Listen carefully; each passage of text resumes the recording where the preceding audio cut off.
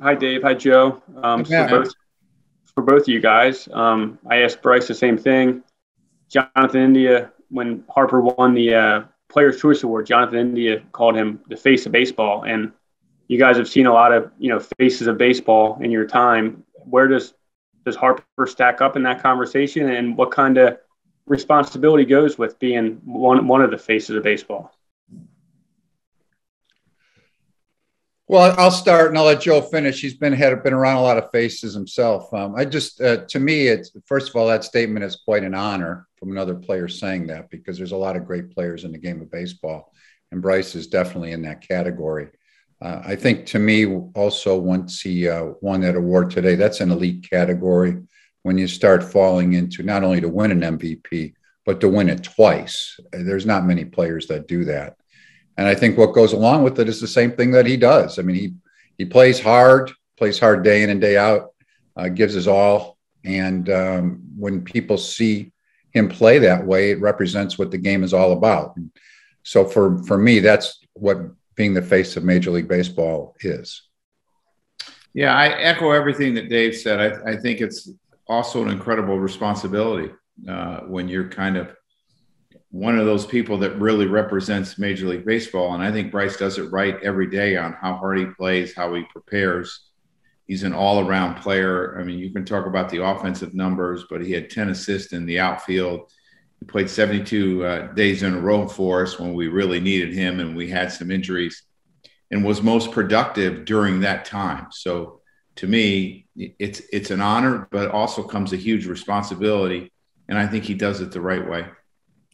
And Joe, you man, I just wanted to add one thing too, though. I think when you talk about the face of baseball, I listened to his interview, as I'm sure most or all did, on MLB Network. The other thing that stands out when you talk about is how he talks about and gives credit to everyone else, and is not taking it himself. It's all about everyone else. I think it's a great message for people that are fans of the game of baseball, players and youngsters, that it's not as good and as great as he is, he wants to give the credit to everywhere else. And Joe, you saw what Harper had to go through every day at the end of there to get in the lineup and to play. And he played for, you said, 70 some odd days at the end. How impressive was it as his manager to see him, all the different ailments that he was dealing with to be able to play and produce every day? I think it's incredible, because he knows that he has a pretty extensive program just to maintain his body physically, to run out there every day. And it's, when he runs out there every day, he's diving, he's running into walls, he's stealing bases.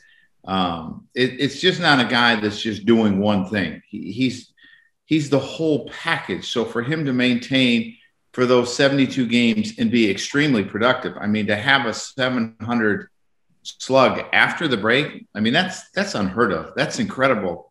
And that's what he did for us. So to me, it was fun to watch. And the other thing that's so impressive to me is how patient he was, right? He understood at times that he wasn't going to get pitched to, and he didn't try to do too much.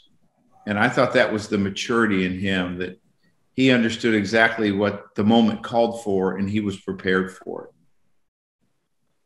Thank you both. We'll go to Scott Lauber and then Matt Gill. Joe, in talking to Bryce tonight, he sort of clued us in to a little bit of what he went through after he got hit in the face. Not so much physically, because we all knew about the wrist and some of that stuff, but kind of mentally and what it took to sort of regroup a little bit and get back to the level that he's accustomed to. Can you kind of share any of that with us as well, just in terms of like the hurdle that it took for him to kind of get over that and to sort of be the player that everybody knows again? I think it's a process you go through as a player. Getting hit in the elbow or getting hit in the ribs is one thing, but getting hit in the face is completely different, because you kind of see, in a sense, your life flash before your eyes. And it was something that I went through, so I had somewhat of an understanding. Now, obviously, I wasn't an impact player like Bryce Harper, but I went through it when I got hit in the face, and I saw what he was going through. And he works really hard to work through all those moments. And it's not easy to go back out there. And he went back out there quickly. I'm not sure what day he got hit, if it was a Wednesday or a Thursday, and he was back out there Sunday. And he had a good night that night against a pretty tough left-hander. I think it was Peterson. But it takes time to work through because, you know, you're a husband, you're a father. There's a lot of people that need you. And I was impressed by what he did, really, really impressed in how he handled it. Also, for both of you, after Bryce won his Players' Choice Award a few weeks ago, a number of players described him as underrated, which is a little hard to kind of wrap your head around sometimes when it comes to Bryce Harper, given that we've known him since he was 16 on the cover of Sports Illustrated. But I wonder if either of you sort of share that feeling that maybe over the years he has become a bit underrated in terms of being regarded right there with all the best players in the game. Joe, you go ahead and start off. Yeah, I think he is. And I think part of it goes back to the expectation when he was drafted and when he came up. I think Bryce is one of those players that could hit 50 home runs and drive in 150, and it wouldn't be enough. People would say, well, there's that time that you left a runner on third base with less than 2 outs. I mean, how did you not get that run in?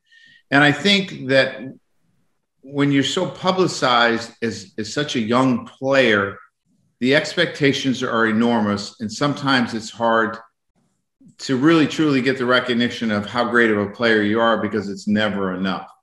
And I've had, a couple of players over, my managing career that was the case. And I think Bryce has to deal with that a lot. But the Phillies organization, our whole staff, his teammates, we all know what a great player he is, and we don't undervalue him. I would just add, I think, to me, with somebody that's as good as Bryce has been for such an extended period, he gets taken for granted. And so I think a lot of times it's not that he's necessarily, when you look and pay, oh, gosh, there's a great player, but you get all these new young players that come in. They're exciting. And then, oh, by the way, there's that guy over there that's been doing it for years. And he's just taken for granted. And what he achieves, and he's in the prime of his career. He's got a long time ahead of him. He's got a chance to win other MVPs. And I know he wants to win, hopefully win multiple World Series championships. But I think that's what happens to a player like him that's been around so long. He just gets taken for granted. Thank you both.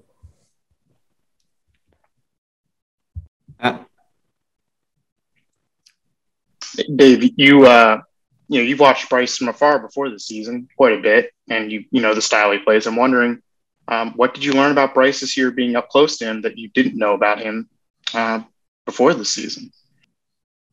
Well, even though you watch from afar, I've been in the other, so you watch a lot, but I've been in the other league for a lengthy period. So it's usually short spurts in which I watch him, or few innings here and there. But I think a couple of things. One is that I knew he was a great talent. I didn't necessarily realize, how hard he played the game day in and day out all the time. I mean, the effort he gives was phenomenal. Also, what an oriented person he is. And again, not that should surprise me, but he's totally all about trying to win a championship. I mean, he's really focused on that.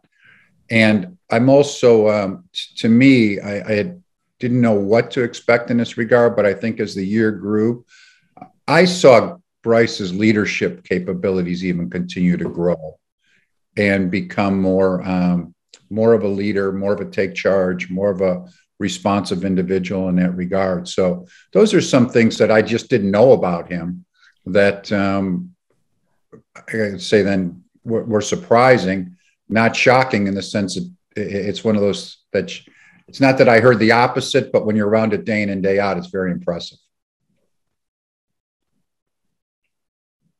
Mike McGarry.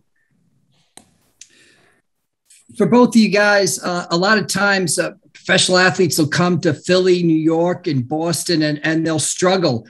Bryce has embraced it and thrived. What what's his secret, or what about him has, enabled him to sort of handle playing in these Northeast cities that a lot of guys come to and kind of struggle? Joe, you've been around him longer. Go ahead, you. Yeah, I think it's the way he plays, number one. I mean, you're in a city like Philadelphia. They expect you to play hard, and he plays hard every day and goes to the post every day. But I think part of it is his upbringing and what he's had to deal with over time. He understands how to block out noise. I mean, you think about, he's a kid that was probably booed at 12 years old when he was playing in Little League and playing in levels, higher than he should be. He's talked to me about that. And, being on the cover of Sports Illustrated at 16, and I can't imagine that, but he's handled it with grace, and he's never lost who he is. I mean, when I look at Bryce Harper, I mean, this is a guy that's really keeps it pretty simple. He's a great husband. He's a great father, and he loves what he does. And I think because of that, there's not a lot of fluff to Bryce. There's not a lot of extra things. He just wants to play the game and win. He's able to focus on those things and handle everything. And he knows how to prepare. He knows what he needs on a daily basis to prepare to be ready to go that night. And he's really good at it. He's a smart kid, and he's not a kid anymore, but, to Dave and I, he probably is somewhat of a kid. And it's just impressive to be around him. Yeah, I would just add that I don't think there's any situation of what he's been through that's too big for him. I think he rises to the occasion. And in fact, he looks like one of the individuals when you're around him that when he hears the boos, he responds to them, brushes them off. And so I think that he rises to the occasion. So when you play like that and you relish those moments, you enjoy playing in places like the cities you mentioned. Thank you. Back to Matt Breen. Joe, Zach almost won the Cy Young last night. You had mentioned in September about your sales pitch, or your pitch for him to win it was, you got to look at, he was a workhorse. Do you think that workload was valued the way maybe you thought it should have been? Yeah, I was disappointed for Zach, and I don't want to take anything away from Corbin Burnes because he had a fantastic year, and there were other guys, Max Scherzer, Walker Buehler, had fantastic years. So, but to me, that's really important. When you're a manager, that's really, really important. What he was able to do us and how deep he was able to go into games, and was tied for the league in complete games and number one in innings pitched. I mean, that's really important to a ball club. And we truly appreciated what he did. And, it's just going to make him more hungry next year. So, that's not such a bad thing for us. But I was really hoping that he would win it because I thought he deserved it for his whole workload. 213 innings. You just don't see that anymore. And he was really effective in those 213 innings. And we talk a lot about Harper getting hit in the face and coming back from that. But when he sent the text message to the pitcher the next day, just, make sure he was all right. What does that say about Harper's character? Oh, I think it says a lot. I think Bryce is a very caring individual. And I think Bryce wants to see everyone, in a sense, have success, not necessarily against us, but overall. And I think it's Bryce just saying, I'm not blaming you. Because those things can ruin a pitcher's career too. It can change who they are. And I think it just shows the type of person and the type of caring person that Bryce Harper is. And a lot of times when you're a superstar, that's really overlooked. Thank you. All right, folks, we have time for two more. We'll go to Chris Murray and then Tim Kelly. Sorry. Okay. Yeah. First of all, this is, I guess, both Joe and Dave. My question is, how much was Bryce Harper a carrier, and how did that energy really push this team? Almost to a brink of a division title, but still, seemed like his energy carried that team throughout the year. Well, I think Bryce plays with a real intensity, a real sense of urgency, never given in a bad way, to take advantage of every situation. If I can steal a base, I'm going to steal a base. And it makes it easier for my teammate to drive me in. If I can make a diving play against the fence, I'm going to do that. I think his sense of urgency is really important to our club. And his intensity and how hard he plays sets an example every day. You don't always have to be the most vocal person to be a true leader. You know, a lot of guys lead by example, and Harp does both. And he's a guy that takes people under his wing individually, you know, one-on-one. But I think those type of players are so important if you're going to have success as a team, because there's an expectation when you come to the park every day. Look, this is our superstar, and if he's doing it, you need to do it too. Really can't add much more to that. That's perfectly said.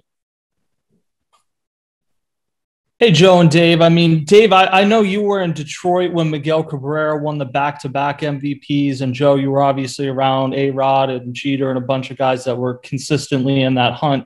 How impressive is it to see someone win at MVP 6 years apart, though? Because there's not a lot of guys that have had larger gaps than that in their career. No, I think it just shows what a great player he is. I mean, and he may win a few more from that first, when he won the first one. So it just shows what a talented individual he was as a youngster. And there's not many people that can say that. And then to continue to work and perform and improve on the things that you do, it says a lot for the individual. And as you said, there's very few people that do it. Yeah, and if I could add to that, I would just say that it shows you that he doesn't take anything for granted. Even though he has one MVP and, you know, he's 29 years old, he still has that same intensity and passion to win and to be a successful player as he did when he was 20 and, you know, and just starting to make a name for himself in the big leagues. So what's impressive to me about that is he hasn't changed. He's the same guy, and that's pretty neat to see.